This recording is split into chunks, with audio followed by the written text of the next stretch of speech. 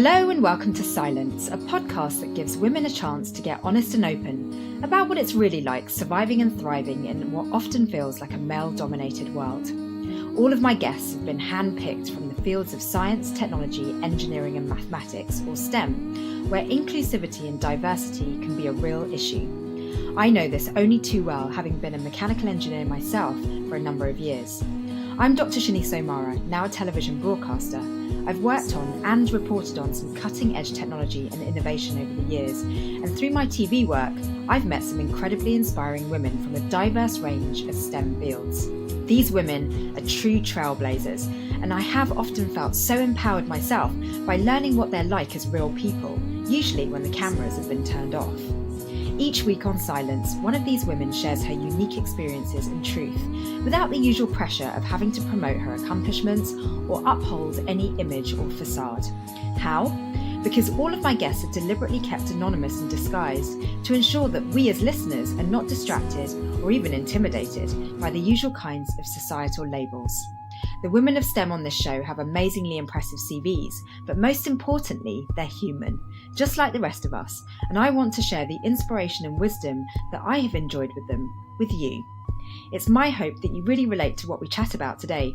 If so, please do subscribe to Scilence and maybe even leave some comments and reviews. I'd love to have your feedback.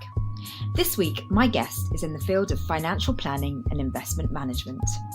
Hi. Hello. How are you? Very good. My pleasure to be here. Thank you so much for coming on the show. I am so excited to learn about your career path because it sounds like it's been a bit zigzaggy. That's right. So how did it all begin? So in high school, I was really good at math and science.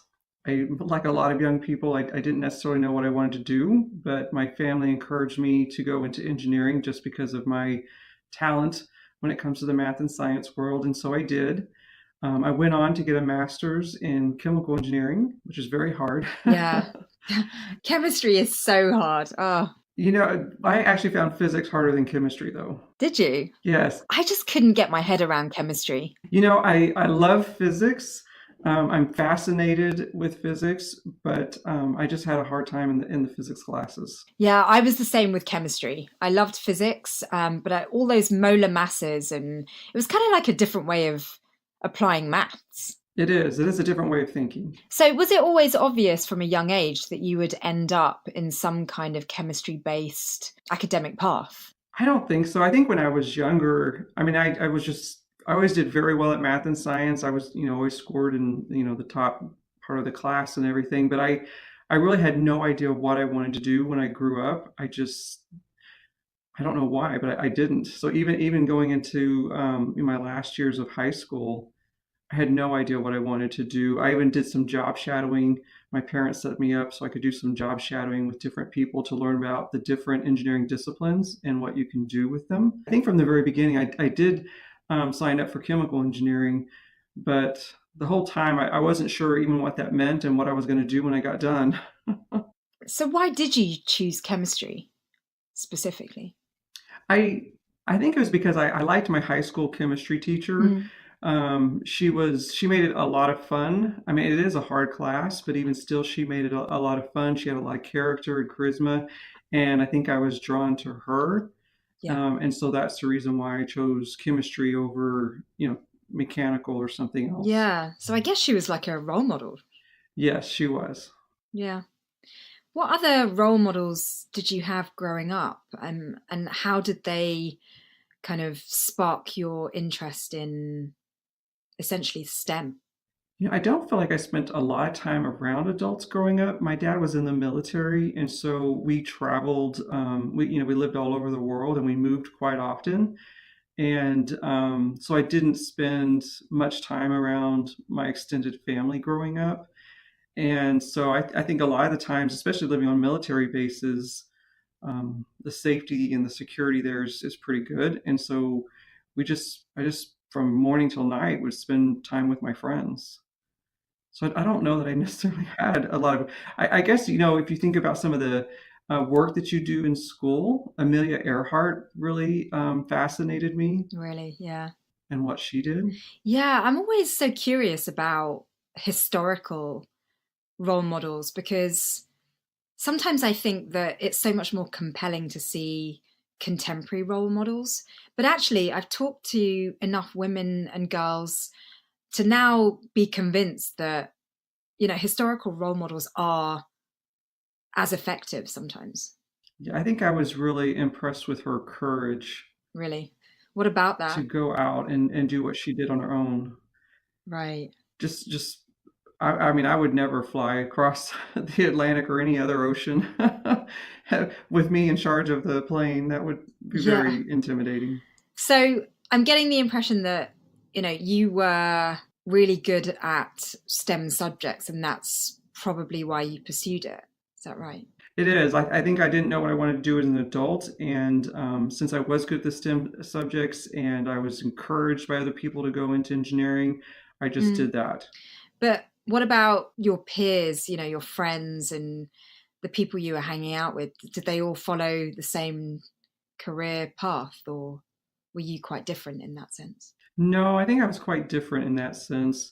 I had friends that were in the higher math and science classes in high school, but they were more of just acquaintances in the class. The people that I hung out with outside of school were not in my classes, and a lot of them went on to be business majors and go into sales and things like that. I mean, I'm trying to get a feel for like what kind of kid you were. Like, it doesn't sound like you were very alone.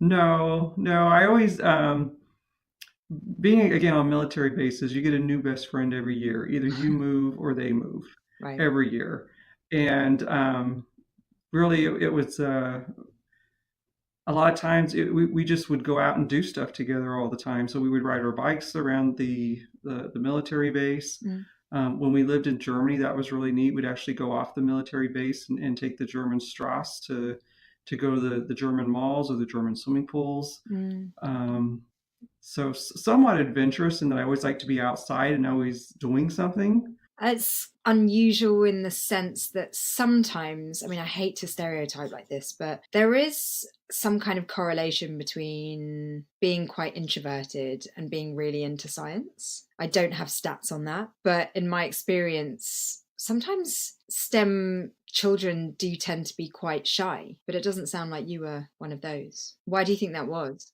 I don't think that I was shy. I do think I'm an interesting extrovert though, in that I'm not the life of the party. If you get me in a room with 50 people, I'm not the life of the party or anything like that. My energy definitely does come from being around other people, Mm. but it's people that I have a close relationship with. Right. So if you actually do throw me into a room with 50 people I don't know, it that does take more energy to feel comfortable and to feel outgoing. I'm definitely more outgoing with people I know than with people I don't know. Right. So, how has that characteristic sort of affected you going into the world of chemical engineering? I don't know. When I was in college, I would say about half the class were women and half the class were men. Oh, So it was wow. about 50-50 in my college. Is that a typical statistic for chemistry? I think so. I think going into the fields, I think it is almost, 50-50 going into the engineering fields, or at least in chemical engineering, maybe not in electrical or computers Mm, or mechanical, but in the chemical engineering, I think it is pretty close to yeah. 50-50. But what I did find though is in terms of the percentages is that a lot of my girlfriends that I graduated with, once they started having a Mm, family, they stopped working. right.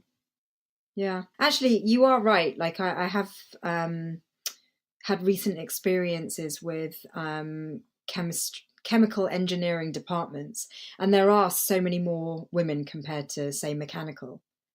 What do you think it is that draws girls to chemistry more than to, say, physics or mechanical?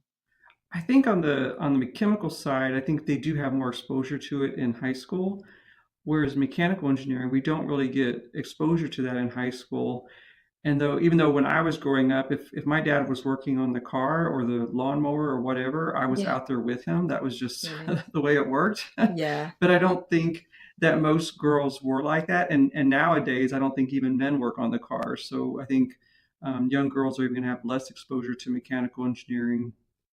Yeah. I mean, do you think your hands-on experiences growing up is something that sort of opened your mind up to STEM subjects? I think it did open my mind up to it, and I also think that when I actually graduated and then started working in chemical manufacturing, I think it made me less intimidated maybe by the equipment because so much of the equipment is mechanical Right. in a chemical plant. Mm. I mean, there's chemistry going on inside the equipment, but it's all mechanical equipment that's moving it. So there's Yeah. a lot of mechanical equipment, and I do think that helped me learn the mechanical equipment a lot faster and be less intimidated by it. So, what was your career, your studies and your career in chemical engineering like? I mean, I have no real sort of like idea of what chemical engineers do. Well, in college, one of the things that really surprised me when I started in chemical engineering is I had no idea that one problem could take 10 hours to solve. Well, I don't know, what was your homework like in mechanical engineering? Were your homework problems like that? Well, I once I knew the rules, it was pretty straightforward, but there were sort of like tricks and assumptions that you had to really get before solving problems became easy. And so before understanding those tricks, it would take hours. But I don't think it wasn't as the same kind of time consuming as probably chemical engineering. Yeah, I think even if you knew what you were doing, it would take hours to solve some of the problems that we did. But in the manufacturing plant, um, we were just trying to, a lot of it has to do with, pressures and temperatures and are the reactions going, are they not going? Why aren't they going? Is the product coming out on spec or not? Why is it not in spec? What do we got to do to fix and correct that? So when I was working on the operations side, it was a lot more about the product, and making sure that it comes out with meeting the right specs. Mm. And then part of my career was actually on the maintenance side, and then that's a lot more about the equipment itself and make sure that we're doing our predictive maintenance, our preventive maintenance, and then of course when it breaks down, actually repairing it. Wow, that's so badass. Um, so it's so amazing to hear a woman talk about these things because it really just sounds so it sounds like such an empowered position to be in. How did you get there? Well, I don't know. I mean, that's just the way it worked out. But yeah, when I think about some of the things that I did when I was, especially in my earlier days in chemical manufacturing, my kids probably have no idea what I did. When we Yeah. would shut down the plant about every 18 months and we would go in and do all the internal inspections, and this was a sulfuric acid plant. So not the safest thing in the world. I mean, you've got um, the hazard of it getting on your skin, right? Because that could Mm. burn you being sulfuric acid.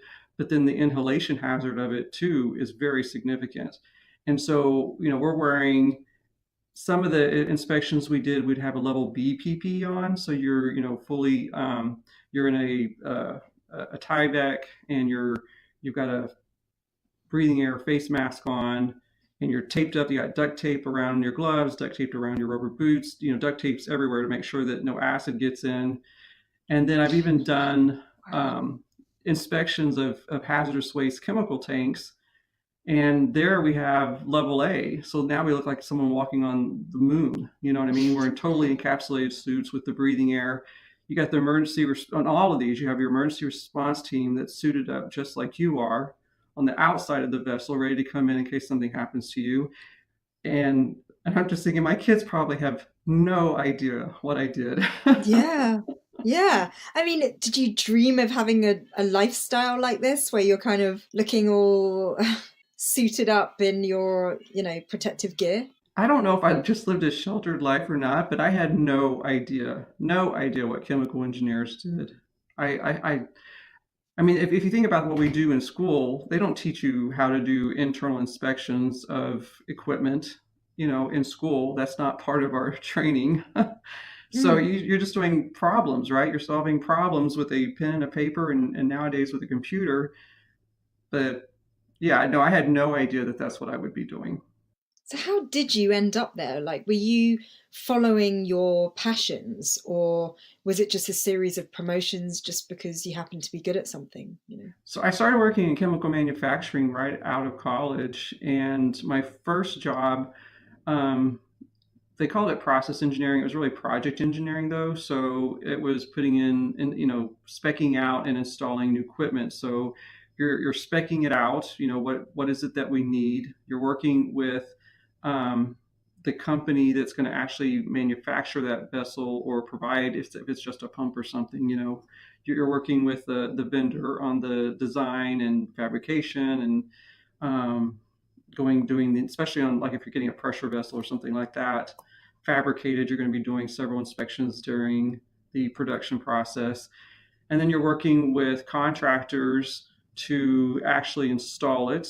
And then you're working with operations to go through the pre-startup and writing all the standard operating procedures. You're going through maintenance to make sure all the preventive maintenance, predictive maintenance, spare parts are set up.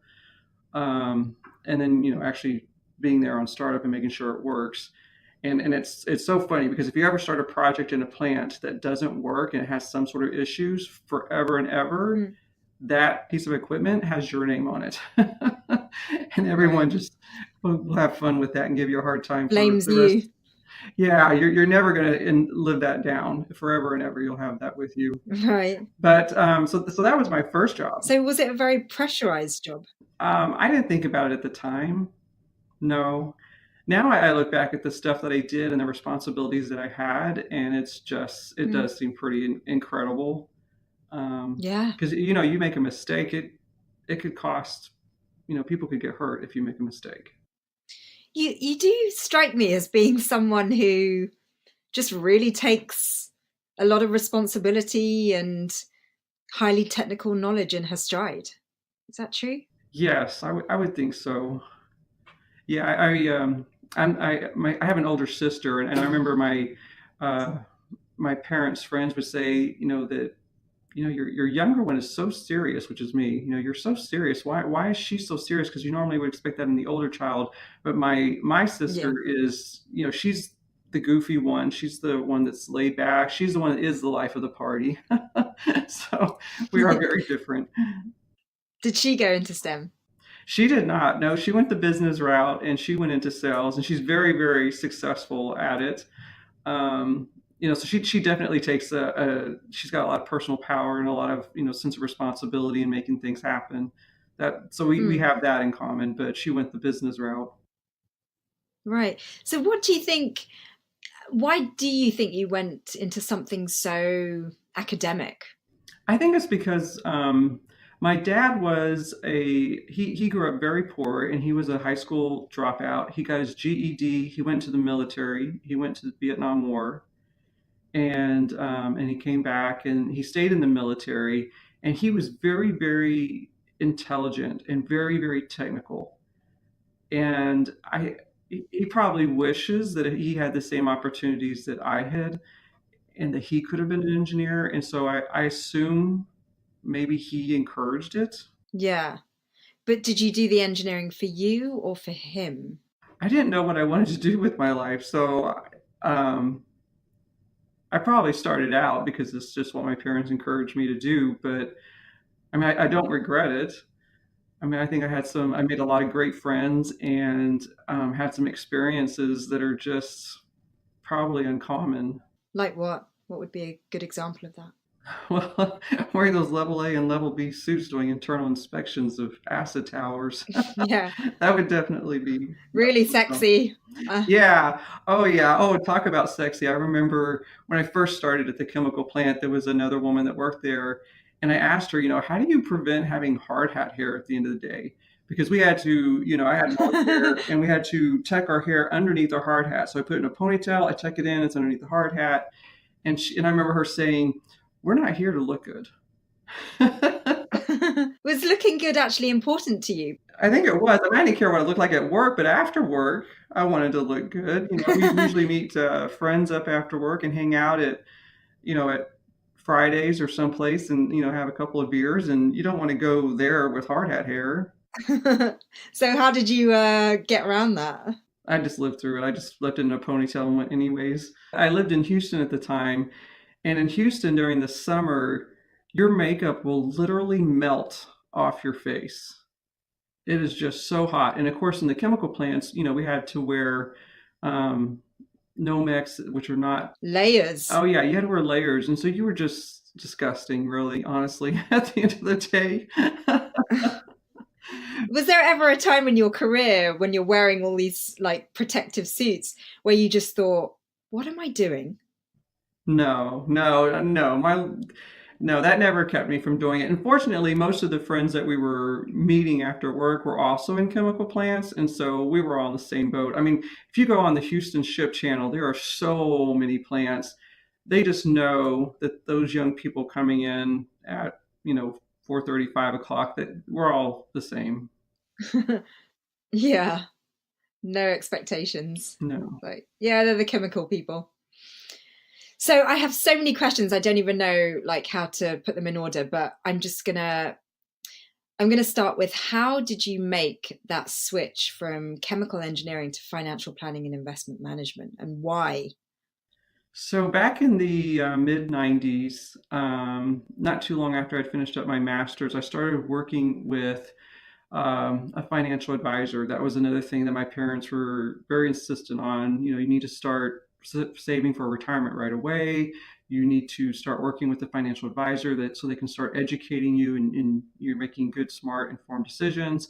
And so I did, and I became really fascinated with the work they did. And then in my Sunday school class, I had a certified financial planner in there, and just talking to him about what he did also really fascinated me. And so I said then that's going to be my second career. But I had just finished up my master's. I was having a lot of fun at work, and I worked so hard on that master's. There was no way I was going to walk away from that. And I couldn't believe how many of my girlfriends that I went to college with or that I was working with that did walk away once they started having children. They were like, well, no, I'm going to stay Mm. home and take care of my kid now. And I'm thinking, boy, school must have been a lot easier for you than it was for me because I'm not going to walk away after all that hard work. Yeah. So, so I knew from the early '90s, I knew that this was going to be my second career, and I worked my way up. I went, from the project work to being a process engineer, assigned to a production area, to being a superintendent of that area, to being an operations manager of the plant. Moved over to the dark side, as we kind of call it, just for fun. Moved over to the maintenance manager position, and then became plant manager. And the way manufacturing works, you get paid very, very well, but you work so many hours. You work really, really, really long hours. And the higher up you go, well, now you got to throw into travel into that too. And it just got to be Right. too much. I mean, I was probably gone a week and a half a month. I was working 70 hours a week. And every time I kept saying, well, we just got to get through this time period and then we'll be able to, work more normal hours. It just never happened. It never happened that we could work more normal hours. And manufacturing has gotten so lean in the last 20 and 30 years that you just work so much. My husband is still in manufacturing, and he leaves the house before any of us get up, and he gets home around 8 to 9 o'clock at night. I give him dinner and he Gosh. falls asleep on the couch. And then he gets up the next morning and does it again. Oh, So manufacturing, I just couldn't do it oh, anymore. I said, I just want to spend more time with my family. At this point, I have four grown children. I have one child left at home. I have two grandchildren, four. and I just wanted to spend Oh, more wow. time with my family. And so that's the reason why I finally made the switch. How on earth does someone who's working 70 hours a week manage to have four children? Five. So, well, I wasn't starting out. I probably worked, 50 and 60 hours a week earlier in my career. Of course, that was before lean manufacturing hit, and they really started cutting back people. But so at that time, I had a nanny. When my oldest kids were young, I had a nanny, and that helped a lot. Um, and then honestly, it did get to my last 2 years as working as a plant manager.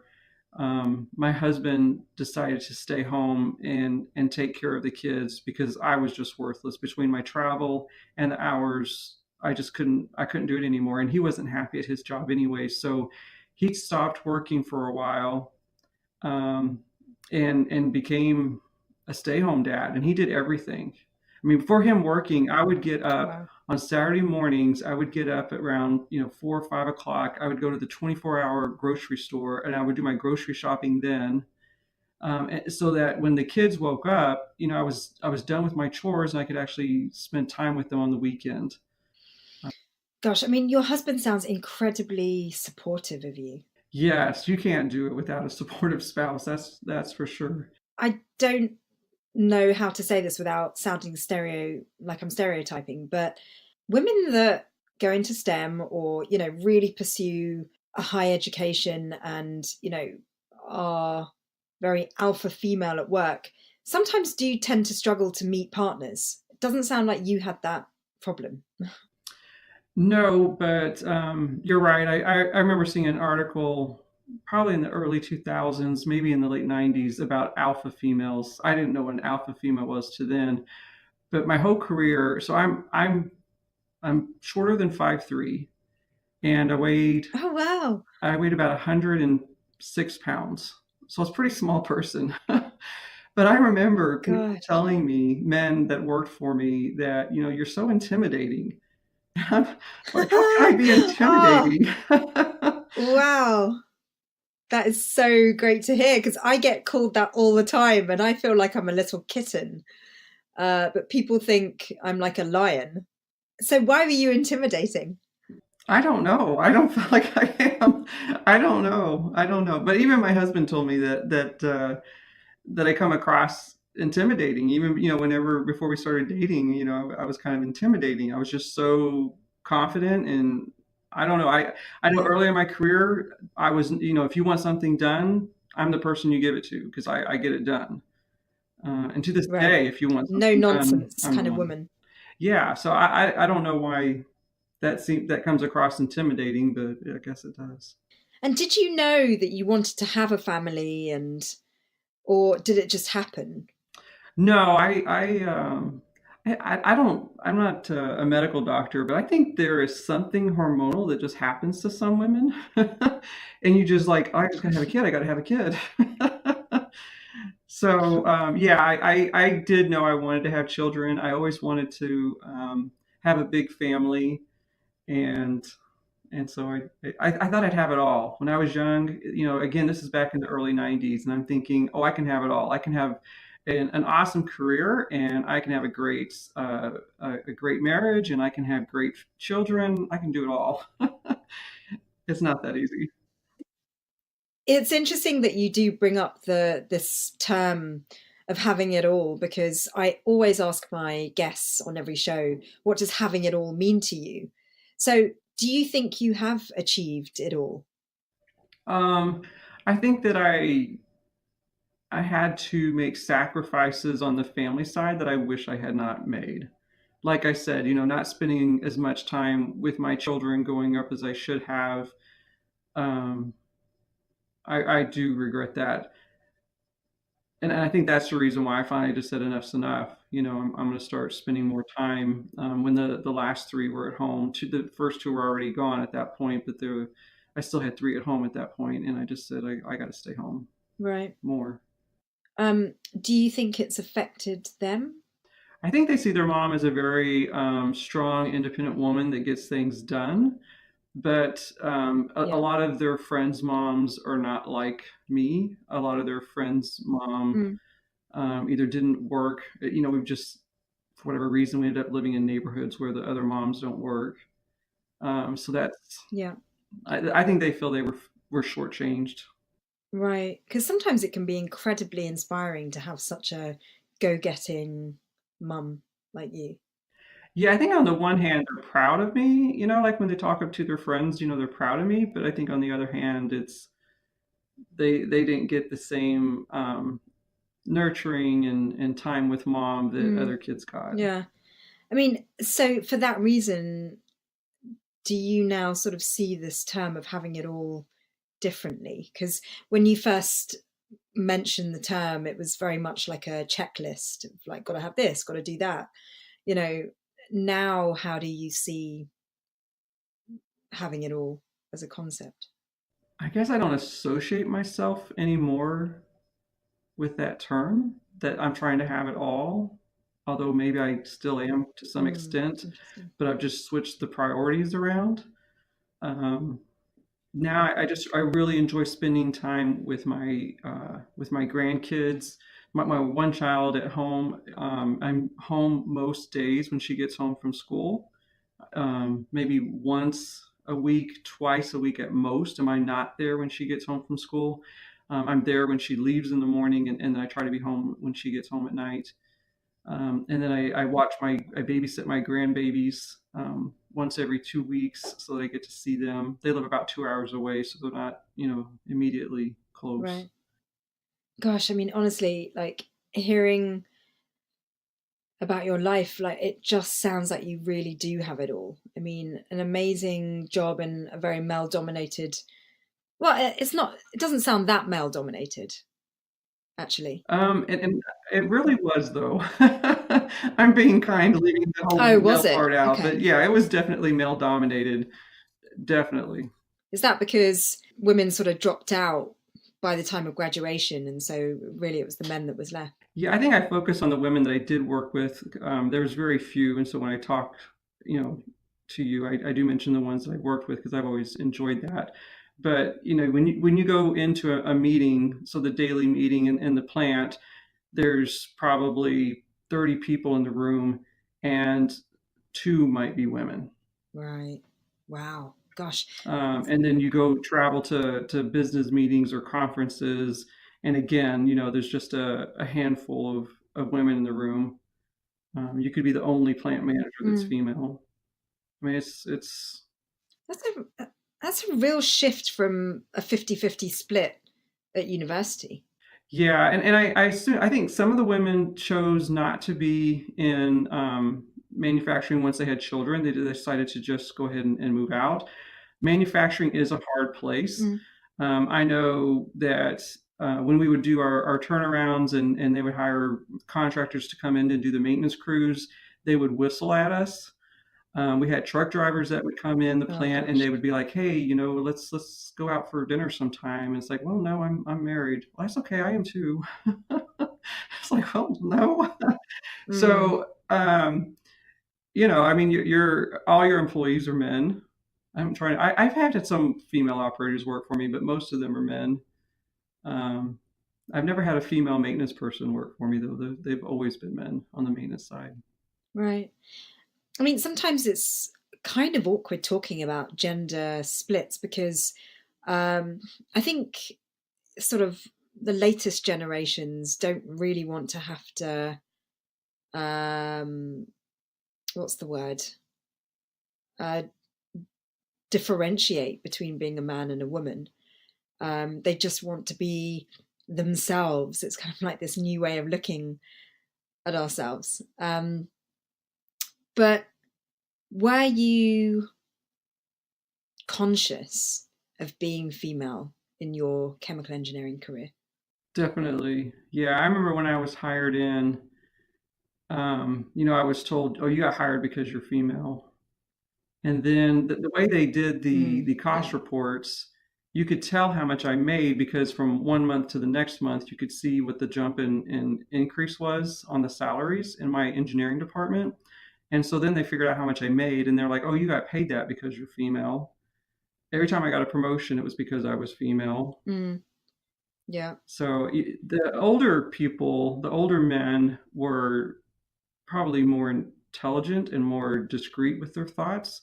But the ones that were my peers, they had no problems at all telling me that everything was because I was female. Yeah. And how did that make you feel? It probably pushed me to work harder to prove them wrong and to prove that no, I earned this. I'm worth it, and I've earned this. Mm, yeah, I totally relate to that. I found it exhausting having to work harder to prove myself because I just thought, I'm just as intelligent as all of you. Why am I having to work harder because I'm female? And I think I grew a little bit resentful about that. My resentment really came at the upper levels, I guess, because I had to deal with it when I was at the entry levels of my career, and it was my peers. But that never changed. And I guess I thought once I got up to be like a plant manager and stuff, I just assumed that my peers at that level would treat me different, and they didn't. It just Mm, continued. right. So, did you ever do anything about it, or did you just get to a point where you left? No, I didn't do anything about it. And I didn't leave because of the men. I left honestly because I just wanted more time with my family. I mean, I was definitely fed up with it. And if I think about it, there's some amount of resentment and anger. And so I do hope the newer generations don't have to go through it. That would be really nice. I find it hard to Yeah. believe because I know when I was in my 20s, I thought, oh, that time period's behind us. Women don't have to go through that anymore. And I was dead wrong. So hopefully it Mm, really honestly has changed for women now. yeah. And for women that might be going through that today, like what advice would you give them for getting through that kind of treatment? I think it's just a reflection of the men and their insecurities. Yeah, And so when you recognize that totally. they're feeling insecure, and I think that has a lot to do with how we raise our men, right? We raise the men to be the leaders of the family. We raise the men to be more intelligent in the household. It's just a societal thing. It's a culture, and so when I have a Yeah. woman that's their equal or their superior, it's not comfortable for them. Mm, yeah. And so I guess it is just kind of knowing within yourself that it's not personal, which I think must be well, I don't think I know that's the hardest thing in the world to just go, okay, they're being mean to me, but it's not personal. Like it's exhausting. Yeah, it can be exhausting. So, when you made your switch to financial planning and investment management, how was that? So this is another male-dominated industry. Probably not as much as Yeah. engineering or manufacturing, but still definitely male-dominated. But the hardest part of that was, first of all, my pay got cut down to about a third of what it used to be. So that Oh, was wow. kind of Okay. a bummer. Yeah, that was a big, which I knew that. I knew I was going to be starting all over again. Um, so there was that. And and then sales. I've never had to be in sales, and it definitely gave me a much more appreciation when I think about all the time I worked for in manufacturing and listening to the salespeople when we weren't doing what they needed us to do. I definitely have Right. a new Yeah. appreciation for sales. And how did you cope with this idea of starting from scratch? um, I so badly wanted to spend more time with my family that I mean, it was kind of a bummer, but You had other I have priorities. enough confidence. Yeah, you have to have your priorities, and I had enough confidence that I would build my income back up. That it would take 3 to 5 years, and then it'll be back to where it was, and I would be okay. Gosh, I mean, it takes a huge amount of courage to start over. Um, you must have a lot of self belief. I must have too. Well, when I think about it from a third party position, I feel like I must have. But then there's definitely times where it's like, why am I doing this to myself? It's so hard. Because not only did I start a new career about 5 years Yeah. ago, last summer I decided to go out on my own and become an independent advisor and financial planner. And so now I'm an entrepreneur as of last summer. And so, yeah, it was a whole new level of courage, and there goes the pay again. I had to start over again. It's like every time we build Yeah. our savings up, I end up starting Gosh. over again. Then we have to go through savings while I build it back up. But this is the last time. I promised my husband, this is it. This is the last time I'll make you start over again with me. But what's so amazing about you is you just sound like someone that just wants to keep growing and evolving and challenging yourself. That is true. I'm always learning. We're so lucky today because the way I used to learn is I would get books on tapes and then books on CDs. And now we've got so much available to us that you don't have to pay for all the podcasts, all the YouTube. Just, sit down with Google and you could stay on there forever because everything you want to know is available now, and it's free. You just sit down and look for it and you can find it. So I'm definitely one of those people that continues to learn. So, as a person that is constantly growing, have you needed support from others, or are you one of these individuals that can just go for what she wants on her own? No, I would definitely say I have a dependency on my husband. Oh, I know that people talk yeah. about you shouldn't be codependent, but I don't know how you get through life without counting on at least one person. But my husband has definitely been a big fan, a big supporter. It did take him a while to talk him into letting me start over this most recent time and to do my own business and become an entrepreneur. It took probably 9 months for him to be like, okay. But once he said okay, he was 110% behind me, and he has been. He's been phenomenal. Yeah. It sounds like you have a really awesome marriage, I must say. And I find that particularly interesting because as women in STEM, we tend to be quite go getting and kind of have a kind of masculine energy, for want of a better term.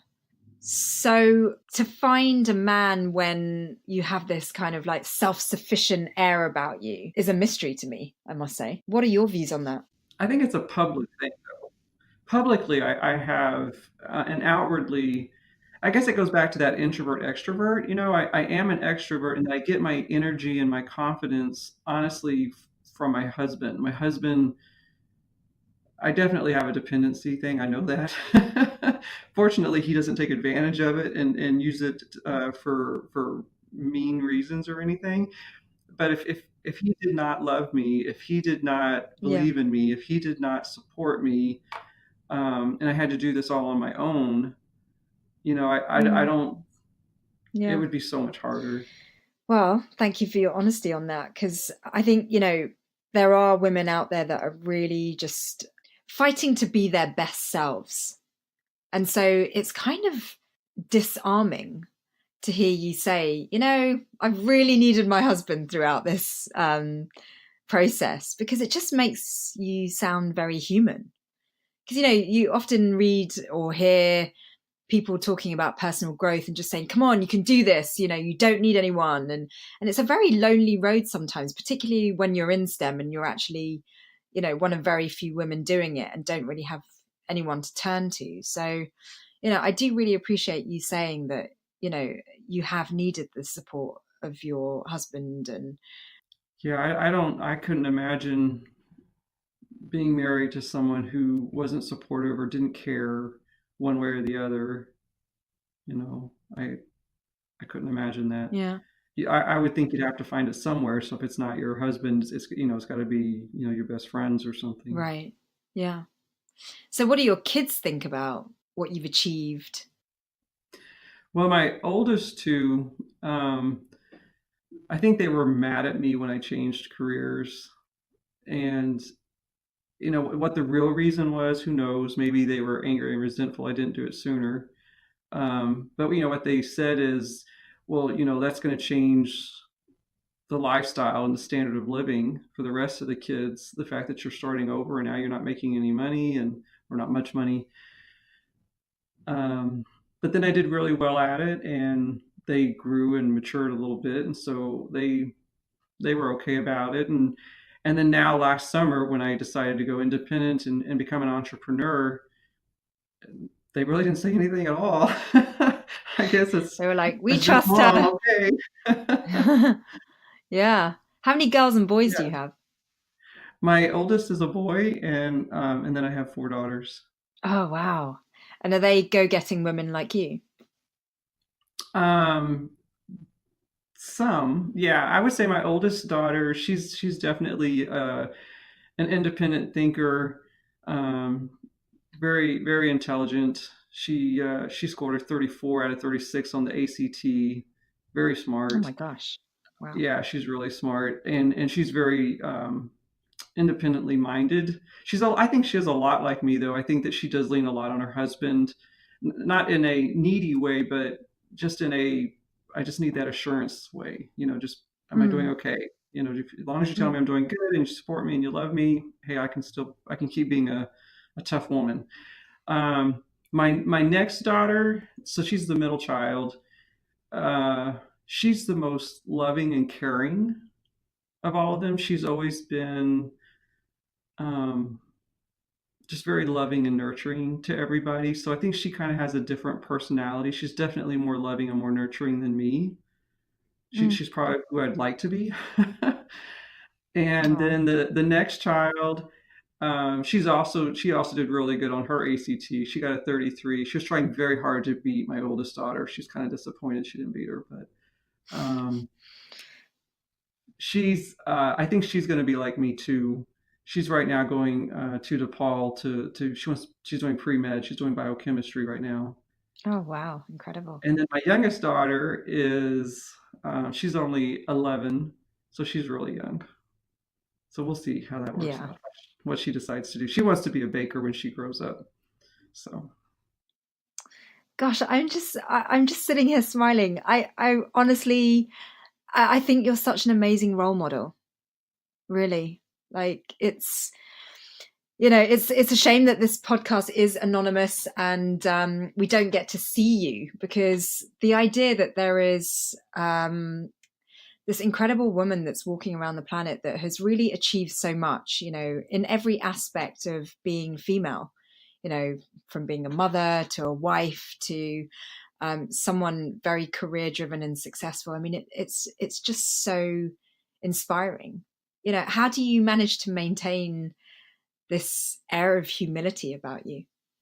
I think I've always struggled with self-esteem, I guess because I don't feel like I'm normal, when you think about the normal I'm not the normal engineer because I'm not a man. I'm not the normal woman because I'm not A domestic goddess, um or maybe you are, in the traditional sense. yeah, yeah, at all. No, no, my husband's one of those people. He's a polymath. He is amazing. He is so intelligent. Technically, he's very smart. He's a walking encyclopedia. He's got an incredible memory, but his artistic skills are amazing. He's such an artist. And that's what I see in my 11-year-old. She is more like him. She could be a polymath because she's so smart, does very well at school, but she's also such an artist and very creative. Um, so I think that's in terms of my self-esteem. I just never felt like I fit in. That alpha female, I just never fit in. Mm. And did that ever cause you grief in any way, or did it fuel you to achieve the way you have? I think it did both. Yeah, I think it definitely caused me grief, and it also just it made me want to work harder and improve myself, be worthy of people saying, "Wow, that's she's doing a good job." Right. So it sounds like you converted the grief into rocket fuel I think so. for your career. Yeah. Yeah. Yeah. Because some people can get quite weighed down um, by the fact that they are different, or they are good at STEM subjects when they're not really supposed to be, according to societal expectations. Yeah, I'm a silver linings kind of person. I always look for the good in a situation, and I think that definitely has helped me. As we close the show, I just wanted to ask, like, and you might give this advice to your own children, but For any girls and, women that have been incredibly inspired by your story, what advice would you give them that you've picked up along the way in terms of, trying to be your best self?